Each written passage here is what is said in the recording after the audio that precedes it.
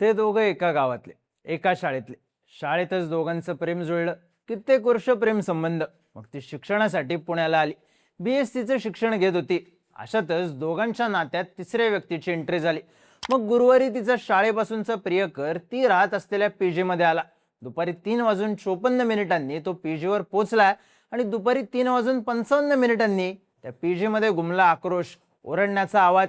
त्यानंतर बातमी आली 1 मिनिटात 15 वार झाल्याची, याच PG मध्ये एक खून झाल्याची, एका खुनाचा प्रयत्न झाल्याची. प्रेमाचा त्रिकोण, शाळेपासूनची गर्लफ्रेंड पुण्यात आल्यावर आपल्याला विसरल्याचा राग, तिला नवीन बॉयफ्रेंड मिळाल्याचा राग आणि एक असा खून जो हादरवणारा आहे. पुण्याचं IT हब असलेल्या हिंजवडीमध्ये नक्की काय घडलं पाहूयात या व्हिडिओमधून. नमस्कार, मी चिन्मय आणि तुम्ही पाहताय बोलभिडू. दिनेश झांबरे आणि निकिता दनाने पंढरपूर जवळच्या एका गावात दोघंही राहिला. अगदी शाळेपासूनची ओळख जी पुढे प्रेमात बदलली. पण निकिता उच्च शिक्षणासाठी पुण्यात आली. BSc चं शिक्षण घेत होती. दिनेश गावातच थांबला. गुरुवारी 6 ऑगस्टला दुपारी 4 वाजण्याच्या सुमारास तो हिंजवडी भागातल्या एका गर्ल्स PG मध्ये आला. 7 मजल्यांची बिल्डिंग, हिंजवडीच्या वर्दळीच्या भागात असणारी. हिंजवडी हे पुण्याचं IT हब. इथं सुरक्षेपासून सगळ्याच गोष्टी कायम चर्चेत. पण त्याच हिंजवडीमध्ये दिनेश आपली एर्टिगा घेऊन आला आणि थेट त्या 7 मजली बिल्डिंग मध्ये शिरला. या बिल्डिंग मध्ये येण्यासाठी त्याच्याकडे कारण होतं. त्याला सागर गायकवाडला भेटायचं होतं. निकिता पुण्यात शिक्षणासाठी आल्यानंतर साधारण महिनाभर आधी तिची सागर गायकवाड सोबत ओळख झाली. सागर आणि निकिता यांच्यात प्रेम संबंध तयार झाले याची माहिती दिनेशला समजली.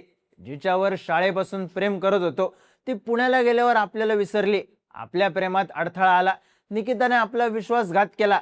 असे सगळे विषय त्याच्या डोक्यात घुमायला लागले. अशातच एक गोष्ट अशी घडली ज्यामुळे त्याचा राग टोकाला गेला आणि हिंजवडीत घडला रक्तरंजित थरार. बुधवारी रात्री निकिता सागर ज्या PG वर मॅनेजर म्हणून काम करत होता तिथे आली. माध्यमांमध्ये असलेल्या बातम्यांनुसार मागच्या 4 दिवसांपासूनच सागरने इथे काम करायला सुरुवात केली होती. बुधवारी निकिता आली. तिने PG चालकाला सागर आपला प्रियकर असल्याचंही सांगितलं. त्यानंतर सागरने 3ऱ्या मजल्यावरची रूम नंबर 310 निकिताला राहण्यासाठी दिली. निकिता त्या PG मध्ये राहून 24 तास सुद्धा झाले नव्हते आणि गुरुवारी दुपारी दिनेश झांबरे त्या PG मध्ये आला. त्या PGच्या CCTV मध्ये दिसत असलेल्या दृश्यानुसार गुलाबी शर्ट आणि निळी जीन्स घातलेला दिनेश PGच्या ग्राउंड फ्लोअरवर आला. तो सगळ्यात आधी पायऱ्यांवर शिरला, पण त्याला PG मधले एक कर्मचारी आल्याचं दिसलं. तसा तो पुन्हा खाली आला आणि रिसेप्शनवर त्या कर्मचाऱ्याकडे सागर गायकवाड कुठे याबद्दल चौकशी केली. तेव्हा त्या कर्मचाऱ्याने सागर 3ऱ्या मजल्यावर आहे असं सांगितलं.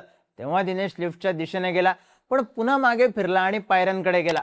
कर्मचारी लिफ्टने गेला हे पाहून तो पायऱ्यांनी वर गेला. आता माध्यमांमध्ये असलेल्या बातम्यांनुसार दिनेशने या कर्मचाऱ्याला सागर कुठे आहे हे विचारलंच, पण सोबतच माझी प्रेयसी निकिता सुद्धा इथेच राहते असंही सांगितलं. 3:54 आसपास दिनेश जिन्यावरून चढत 3ऱ्या मजल्यावर गेला. याच PG मधल्या दुसऱ्या CCTVत दिसत असलेल्या दृश्यानुसार दिनेश झांबरे जिन्यातून 3ऱ्या मजल्यावर आला. त्याच्या काही सेकंद आधी सागर गायकवाड त्याच मजल्यावर होता. त्याने पॅसेज मधल्या काही लाईट बंद केल्या. त्यानंतर तो पुन्हा जिन्याच्या दिशेने जात होता. तेव्हा दिनेश 3ऱ्या मजल्यावर पोहोचला. त्याने सागरलाच निकिताबद्दल विचारलं. सागरने त्याला एक रूम दाखवली असंही CCTV मध्ये दिसलं आणि पुढच्या क्षणी दिनेशने आपल्या जवळ असलेला रॉड बाहेर काढला आणि सागरवर पहिला वार केला. त्याला जिन्यावरून खाली ढकलून दिलं. जिन्यात सागर कोसळला तसा दिनेश त्याच्या अंगावर धावून गेला आणि त्याने रॉडने सागरवर वार करायला सुरुवात केली. सागरला मारल्यानंतर तो पुन्हा निकिताच्या रूमच्या दिशेने आला. तिने दार उघडल्यावर रूम मध्ये गेला आणि हातातल्या रॉडने निकितावर सुद्धा वार केले. तिच्या रूम मधून आरडाओरडा ऐकू आल्यावर त्या मजल्यावर राहणाऱ्या मुली, PGचे कर्मचारी धावत आले. तर निकिता तिच्या रूम मध्ये जखमी अवस्थेत पडली होती, तर दिनेश त्या रूम मध्ये नव्हता.